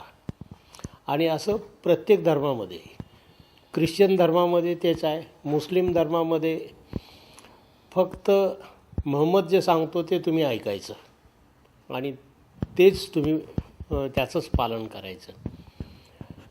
तर त्या उलट बौद्ध धर्मामध्ये उलट सांगितलेलं आहे, अत्तदीपभाव, म्हणजे तुमचे तुम्ही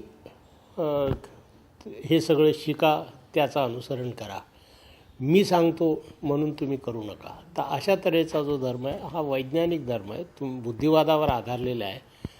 तर हा कधीही चुकीचं सांगणार नाही. पण बाकी जे सगळेच्या सगळेच जे धर्म आहेत जे केवळ रूढी, रीतिरिवाज पाळणारे आहेत, तर त्याचा निष्कर्ष जो काही निघेल तो काही फार चांगला निघू शकत नाही. आणि ते आपण सगळीकडे पाहतोही आहोत. तर धम्म असावा, धम्मानुसार तुम्ही तुमचं वर्तन करावं.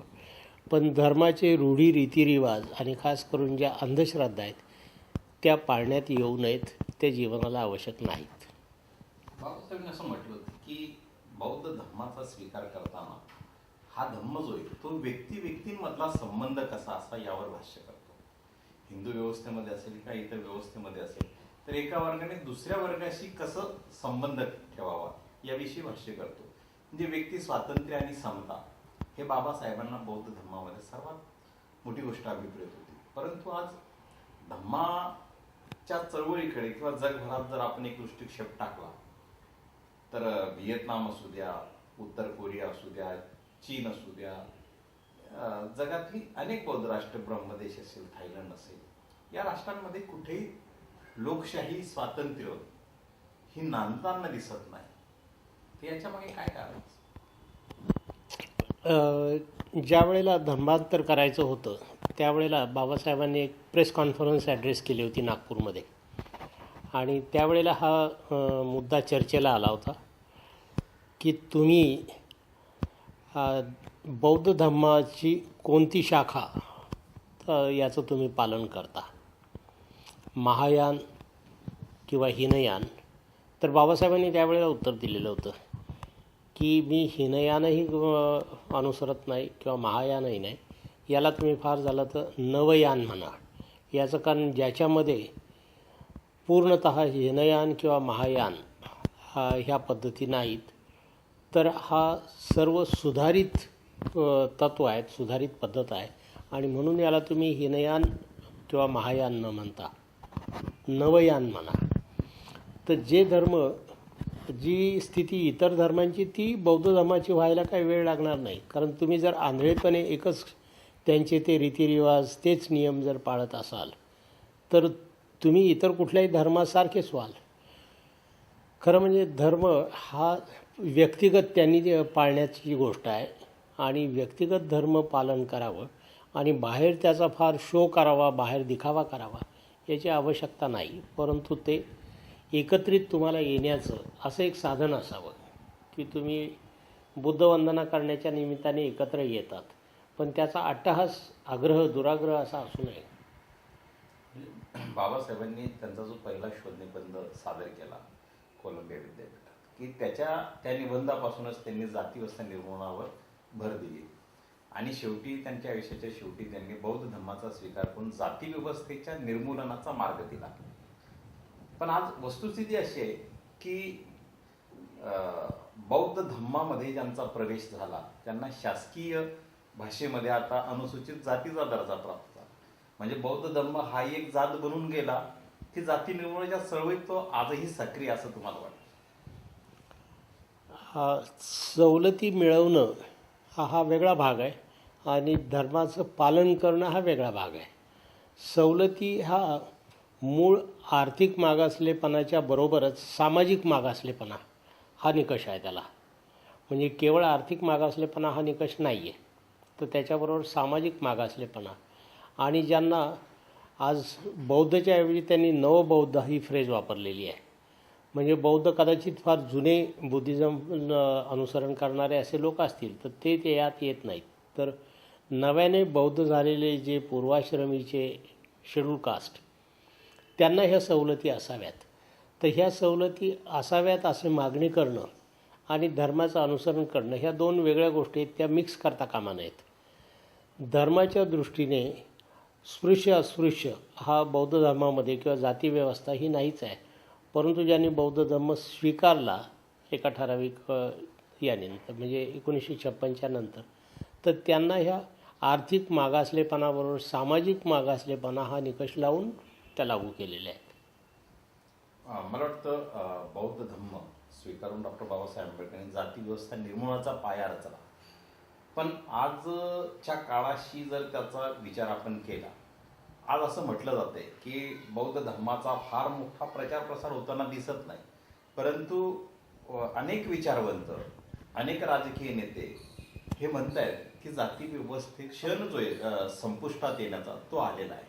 आणि तुम्हाला असं वाटतं की हे जागतिकीकरणाच्या काळामध्ये जाती व्यवस्था संपुष्टात येण्याची काही चिन्ह तुम्हाला आज दिसत आहे? मी आशावादी आहे की हळूहळू जातीव्यवस्था ही नष्ट व्हायला लागेल.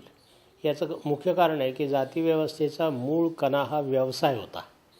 म्हणजे कुणी कोणता व्यवसाय करायचा, चांभार, कुंभार किंवा असे सगळे जे 12 बलुतेदार खेड्यामध्ये होते, तर ते एका ठराविक धंद्यासाठी म्हणून एकत्र येत होते. आणि औद्योगिकरण ज्या वेळेस झालं त्यावेळेला औद्योगिकरणानंतर त्याचा फॉलआउट हा नॅचरल आहे की हे धंदे आपोआपच कमी होत जातील. पूर्वीच्या पद्धती आपोआपच कमी होत जातील आणि त्या ज्या वेळेला कमी होत जातील त्यावेळेला आपोआपच जातीव्यवस्था दुय्यम ठरत जाईल. तुम्ही समाजात आजूबाजूला पहा, पूर्वी एकाच जातीतली लग्न होत असेत. आता मी अलीकडे जी काही लग्न अटेंड करतो त्यावरून लक्षात येतं की जी मुलं मुली व्यवसायानिमित्त एकत्र येतात, जे कोणी सॉफ्टवेअर इंजिनियर आहेत किंवा ऑफिसमध्ये नोकऱ्या करतात, तर ते अमुकच जातीचे आहेत असं पाहत नाहीत.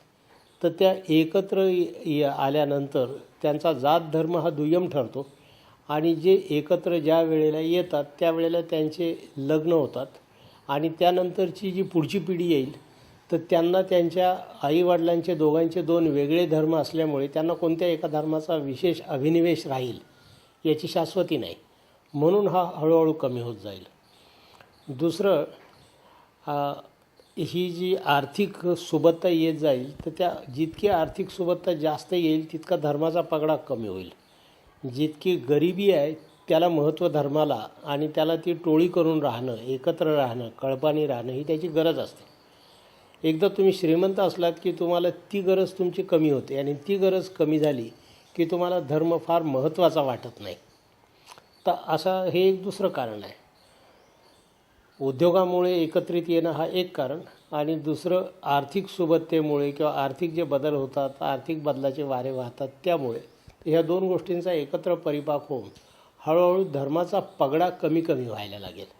धर्म पूर्णतः नामशेष होईल अशी काही शाश्वती नाही, परंतु धर्माच्या नावाखाली आता जे काही चालतं आहे ते हळूहळू कमी कमी होत जाईल एवढं निश्चित, ह्या 2 कारणांमुळे. पण असं म्हटलं जातं की सामाजिक रचना बदलण्यापूर्वी समाजाची आर्थिक रचना बदललेली असते आणि त्या आर्थिक रचनेतून त्या नव्या अर्थव्यवहारात जो समाज वरच्या वर्गात प्रवेश करतो तो नव्या समाजरचनेचा शोषक बनतो. तर या जागतिकीकरणामध्ये म्हणजे जे काही खालच्या ज्या जाती समूह आहेत यांच्या आर्थिक विकासाचा काही भाग दिसतोय का की नव्या व्यवस्थेत तो आर्थिक स्तरावर वरच्या पातळीवर असेल असं काही दिसतं त्याची? आता नवीन जी अर्थव्यवस्था प्रचलित होते आहे तिच्यामध्ये हळूहळू नवे नवे व्यवसाय आणि त्या व्यवसायांमुळे जी प्रगती होईल त्यात जात हा निकषच राहणार नाही. कारण ती एका जातीची मोनोपोली नाही. ज्या कुठल्या जातीचा, आता कोणी डॉक्टर्स झाले, ॲडव्होकेट झाले, इंजिनियर झाले तर ते सगळ्या जातीतले होतील.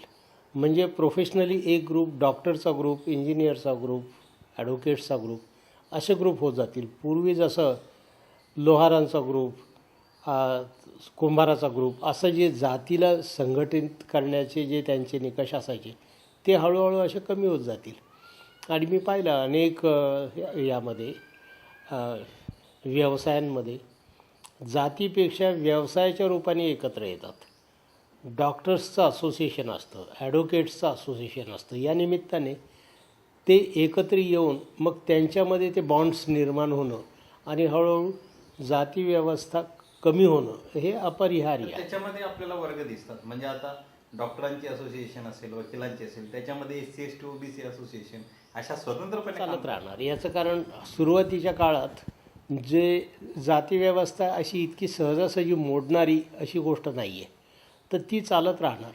परंतु तिचं महत्त्व कमी कमी होत जाईल एवढं निश्चित.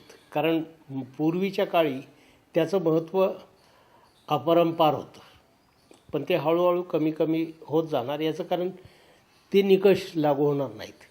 साधी गोष्ट आहे की सर्वच एका व्यवसायामुळे आर्थिक हा भाग फार महत्त्वाचा ठरेल की त्याच्यामध्ये जे काही व्यवहार होतील. आता तुम्ही कोणत्या जातीचे आहात याच्यापेक्षा तुमच्याकडे तुम्हाला लंचला डिनरला किंवा समारंभाला कुणाला बोलवायचं तर ते बोलवताना तुम्ही तो स्टेटस पाहता.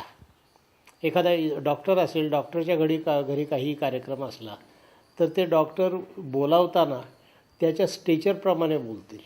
त्यांचा कंपाऊंडर त्यांच्या जातीचा आहे म्हणून त्याला निमंत्रण देतील अशी शाश्वती नाही आहे. त्यामुळे जाती व्यवस्था ती कमी कमी होत जाणार. आता जागतिकीकरणामध्ये जो काही मध्यमवर्ग मागासवर्गीय समाजामध्ये निर्माण झाला होता शासकीय सेवांमध्ये जाऊन, त्या शासकीय सेवा संकुचित झाल्या. दुसऱ्या बाजूला म्हणजे शासकीय सेवांमधला प्रवेश नाकारल्यामुळे शिक्षण घेऊनही बऱ्याच लोकांना आज घरी बसावं लागतं. दुसऱ्या बाजूला एक धर्मांध अवस्था एका बाजूला पुन्हा निर्माण झालेली. अशा या कोंडीमध्ये आजचा तरुण नेमक्या कोणत्या स्थितीला पोहोचू शकतो, नेमकी काय परिस्थिती उद्भवू शकते येणाऱ्या काळात? जागतिक वातावरण जे आहे ते वातावरण तुम्ही कसं वागावं हे ठरवणार. तुम्ही स्वतः आपल्या स्वतःच्या मार्गाने तिथे जाऊ शकत नाही.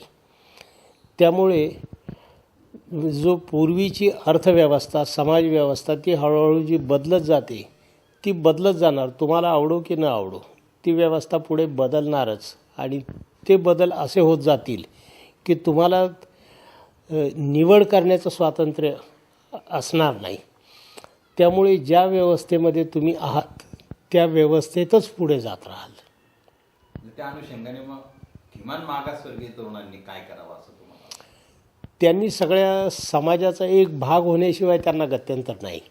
आणि त्यांनी मागासवर्गीय असा टाहो फोडत बसणं हेही चूक आहे. खरं म्हणजे सवलती ह्यासुद्धा अशा इंडेफिनेट देत राहाव्यात या मताचा मी स्वतः नाही आहे. कारण त्या कधीतरी तुम्हाला, आणि आता वेळ आलेली आहे असं वाटतं की ज्या वेळेला आम्ही शिकत होतो, मी माझं आठवणी सांगताना सांगितलं की माझ्या वडिलांना 150 रुपये फी भरण्याची क्षमता त्यांची नव्हती. पण जर मी डायरेक्टर म्हणून नोकरी करतो तर माझ्या मुलांची फी भरण्याची माझी क्षमता आहे. त्यामुळे त्यांनी फ्रीशिपसाठी रांगेत उभं राहावं आणि फ्रीशिप मिळवावी, स्कॉलरशिप मिळवावी अशी आवश्यकता नाही आहे. उलट मला असं वाटतं की त्यांनी त्या रांगेत उभं राहू नये. कारण त्या रांगेत उभं राहून ते एखाद्या ज्याच्याकडे पुरेसे पैसे नाहीत, ज्याच्या पालकाकडे, त्याच्यावर अन्याय करतात. एक, आणि यांचा 2 गोष्टी होऊ शकतात. एक तर ऐतखाऊपणा वाढू शकतो की आपल्याला हे सगळं फुकट मिळतंच आहे. आणि दुसरं इन्फिरियरिटी कॉम्प्लेक्स, न्यूनगंड निर्माण होऊ शकतो की तुम्ही आताही ह्या आधाराशिवाय उभे राहू शकत नाही. त्यामुळे यांनी नवीन व्यवसाय करावेत, स्पर्धेला तोंड द्यावं आणि यातून पुढे यावं. सातत्याने फक्त आम्ही गरीब आहोत, आमचे वाडवडील गरीब होते, हा वर्षानुवर्षांनी पिढ्या वापरण्याचा साधन असू नये. पण बाबासाहेब असं म्हणत होते की राजकीय आरक्षण जे आहे ते काही काळ मर्यादित काळासाठी असेल, परंतु सामाजिक आणि आर्थिक आरक्षण जे किंवा प्रतिनिधित्व आहे हे जोपर्यंत या देशातली सामाजिक आणि आर्थिक समानता जी जोपर्यंत निर्माण होत नाही तोपर्यंत ती चालू राहावी असं बाबासाहेब स्वतः म्हणत होते. याविषयी आर्थिक ह्या गोष्टी ह्या कम्पॅरेटिव्ह आहे. म्हणजे मला 130 रुपये पगार होता सुरुवातीच्या काळात आणि नंतर कधी 50-60 हजार रुपये पगार झाला. तर हा पगार मोठा की तो पगार मोठा हे कम्पॅरेटिव्ह आहे. तुम्हाला तुमच्या नेसेसिटीज पूर्ण करता येतात. ही स्थिती आल्यानंतर मग तुम्ही फार मागे आहात असा अजिबात टाहो करून फोडू नये. आणि तुम्ही निश्चितपणे स्वतःच्या पायावर उभं राहायला शिकलं पाहिजे. तुम्ही कायमच आम्ही मागास आहोत, आम्ही मागासवर्गीय आहोत असं म्हणत राहिल्यामुळे न तुमचा फायदा आहे न समाजाचा फायदा आहे. जिथे गरज आहे त्यावेळेला तुम्हाला मदत मिळालेली आहे. पण आता शिक्षण घेऊन पुढे आल्यावर मी हे ठामपणे सांगतो की मी माझ्या मुलांना कास्ट सर्टिफिकेटच काढली नाहीत. त्यांची का काढली नाहीत? तर मी शेड्यूल कास्ट म्हणून ही सवलती घेणं मला आवश्यक होतं. कारण माझ्या वडिलांकडे ती स्थिती नव्हती. मला वर्तमानपत्र वाचायला 2 किलोमीटर पायी जाऊन उभं राहून लायब्ररीत वाचायला लागत होतं. माझ्या मुलांना घरामध्ये मराठी, हिंदी, इंग्रजी 4 वर्तमानपत्रं येतात. त्यांनी स्पर्धेमध्ये पुढे यावं आणि त्यांनी त्यांचं मेरिट दाखवावं. अशा सामाजिक व्यापकतेचा विचार मांडणारी चळवळ आज तुम्हाला दिसते का किंवा एखादा नेता त्या संदर्भात तुम्हाला नाव घेता येईल असं सांगता येईल का किंवा एखादा विचारवंत लेखक अशा वेगळ्या क्षेत्रातली काही नावं आहेत का? या समाजाचं नेतृत्व जे आहे हे माझ्या दृष्टीने सर्वात वाईट आहे. म्हणजे इतकं वाईट नेतृत्व मला नाही वाटत आणखी कुठल्या याचं असेल. आणि तर हा फार दुर्दैवाचा भाग आहे की बाबासाहेबांनी स्थापन केलेला रिपब्लिकन पक्ष त्याची वाताहत झालेली आहे.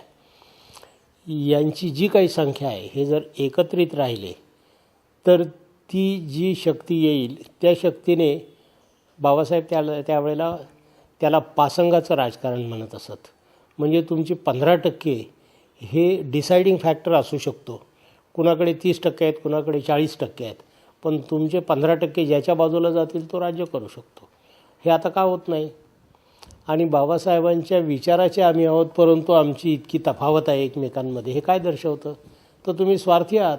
तुम्हाला तुमच्या दुकानावर तुमचा बोर्ड लावायचा आहे आणि तुमचा बोर्डच तुम्हाला महत्त्वाचा वाटतो आणि तुम्ही खोटे बोलता. आम्ही आंबेडकराईट आहोत असं जे तुम्ही बोलता हे खोटं बोलता. आंबेडकराईट जर तुम्ही असलात तर बाबासाहेबांची विचारसरणी तुम्ही मांडली पाहिजे. आणि बाबासाहेबांची विचारसरणी त्यांच्या भाषणांमध्ये, त्यांच्या लेखनामध्ये, त्यांच्या पुस्तकामध्ये स्वच्छ आहे. ते काही गूढवादी कवी नव्हते की तुम्ही बाबासाहेबांच्या एखाद्या विधानाचा अर्थ 4 वेगळ्या, ते ग्रेसच्या कवितेचा अर्थ तुम्ही 4 वेगळे काढू शकता. बाबासाहेबांचे असे वेगळे अर्थ काढता येत नाही. शासनकर्ती जमात बना म्हणजे शासनकर्ती जमात बना, त्याला वेगळा अर्थ आणखी काही असतच नाही. मला वाटतं या सगळ्या चळवळीचा आढावा घेत असताना, तुमच्या जीवनाचा आढावा घेत असताना आपण एवढे पुढे आलो, परंतु मध्ये काही गोष्टी अशा सुटत गेल्या की आम्हाला असं वाटायला लागलं की जीवनामध्ये तुम्ही विवाह केला की नाही, आणि केला असेल तर नेमकं कोणाबरोबर, काय त्यावेळेस कसे संबंध जोडले आणि कशी ती परिस्थिती होती त्याबद्दल काही? हां, मी योग्य वेळेला माझं लग्न झालं आणि ते लग्न करणं हा अर्थातच ती काही प्रायोरिटी नव्हती, परंतु सामाजिक, आर्थिक आणि कौटुंबिक स्थिती अशी होती की लग्न करून जोडीदार असणं आवश्यक आहे. माझी बायको आमच्याच नात्यातली, मी ज्या माझ्या भावाचा, चुलत भावाचा उल्लेख केला त्याच्या पत्नीची धाकटी बहीण. तर आमची, मी गावी जात येत असे त्यावेळेला परिचय झाला. माझ्या मोठ्या वहिनीनीच सांगितलं त्याप्रमाणे लग्न झालं. माझी बायको फार शिकलेली आहे, ती 10वीपर्यंत शिकलेली आहे, परंतु माझ्याबरोबर राहून तिने ह्या सर्व याच्यातून गोष्टी जवळून पाहून भाग घेऊन आज ती कुठल्याही ग्रॅज्युएशन झालेल्या मुलीपेक्षा कमी नाही. माझ्या सुना किंवा घरामध्ये ग्रॅज्युएट न झालेली फक्त एकटीच माझी बायको आहे, परंतु ती ह्या कुठल्या सर्व ग्रॅज्युएट यांच्यापेक्षा जास्त चांगली आहे आणि तिला कधी कुठलाही संकोच वगैरे वाटत नाही. मी BBC होतो त्यावेळेला तिथून फोनवरती बोलणं व्हायचं. हिने फोन केला किंवा तिकडून फोन आला तर ती बेधडक सांगत असे की भाई साहब हिंदी में बात कीजिएगा, मैं अंग्रेजी समजती नाही. इतकं सांगण्याचं तिच्यामध्ये धाडस असायचं. आणि हे धाडस मला असं वाटतं की एक तर ते मी शिकवलं की आपल्याला कमीपणा वाटण्याची अशी काही गोष्ट नाही आहे. आणि मी खूप शिकलेले लोक पाहिलेत की ज्यांना अजिबात अक्कल असत नाही, आणि खूप अडाणी असे पाहिलेत की ज्यांना भरपूर बुद्धिमान असतात. तर बुद्धीचा आणि शिक्षणाचा काडीचाही संबंध नाही आहे. आणि हे तिला पटलेलं असल्यामुळे, आणि तिने या गोष्टीसुद्धा की माझ्याबरोबर नेहमी वाचन करणं, चर्चा करणं, ह्या मीटिंग्जला येणं, आणि मलाही कधी कमीपणा वाटलं नाही की अगदी गव्हर्नरकडे चहापानाच्या पार्टीला जाताना मी माझ्या पत्नीला बरोबर घेऊन गेलो आहे, आणि तिलाही कधीही असं वाटलं नाही की आपण फार मोठ्या लोकांमध्ये जातो आहोत. तर ती आता आमच्या लग्नाला 50 वर्ष होऊन गेली. आम्ही 50 वर्ष एकत्र आहोत आणि शिक्षणाचा किंवा आणखी कुठलाही मुद्दा त्याच्यामध्ये कधीच आलेला नाही. मला 4 मुलं आहेत, 2 मुलं आणि 2 मुली, आणि हे सगळेच भरपूर शिकलेले आणि भरपूर मोठ्या पदांवर आहे, परंतु तेही जितका मला मान देतात तेवढाच त्यांच्या आईला मान देतात, आणि तीही त्याच तोलामोलाने डायरेक्टर जनरलची बायको म्हणूनच राहते. म्हणजे सार्वजनिक आयुष्यातली, कौटुंबिक आयुष्यातली तुम्ही समाधानी आहात. या समाधानामागे म्हणजे एक सहचारिणी म्हणून आपल्या कुटुंबामध्ये म्हणजे तुमच्या पत्नीचं विशेष योगदान आहे, किंवा एका पुरुषाच्या यशामागे स्त्री असते, तर असं नेमकं कोणतं श्रेय तुम्ही द्याल? माझ्या बायकोनी गृहिणी म्हणून तिच्या ज्या जबाबदाऱ्या आहेत त्या अतिशय व्यवस्थित पार पाडल्या. आणि त्या व्यवस्थित पार पाडत असताना माझ्याकडे आता स्वाभाविकपणे मी मोठ्या पदावर नोकरी केल्यामुळे घरी येणारे जाणारे, खेड्याचं बॅकग्राऊंड असल्यामुळे खेड्यातले माझे नातेवाईक आणि ते येणं जाणं, तर हे सगळं अजिबात आळस न करता किंवा कुठलाही त्याच्यामध्ये कॉम्प्लेक्स न ठेवता तिने व्यवस्थित ते पार पाडलं. तर ही तिची जी साथ आहे ती मला मोठी महत्त्वाची आहे. कारण मी जे काही केलं तर एक बाजू, घरातली बाजू तिने व्यवस्थित सांभाळली म्हणून मी हे करू शकलो. तर मधुकर गायकवाड साहेब यांच्याशी आपण ज्या परिवर्तनाच्या शिलेदार या सदरामध्ये जो वार्तालाप केला, त्या वार्तालापामध्ये एकूणच त्यांच्या सार्वजनिक जीवनाचे आणि कौटुंबिक जीवनाचे अनुभव आणि एकूणच त्यांचे सामाजिक, आर्थिक, राजकीय विचार आपण समजून घेतले. हे सगळे आपल्याला प्रेरणादायी ठरवत या अपेक्षा व्यक्त करून मी या ठिकाणी रजा घेतो. माझ्यासोबत त्रिवेज मिळाचे डॉक्टर अमोल जाधव आणि आमचे कॅमेरामन मनोज घुसळे यांच्यासोबत मी मधुकरराव गायकवाड साहेब त्यांचा या ठिकाणी निरोप घेतो.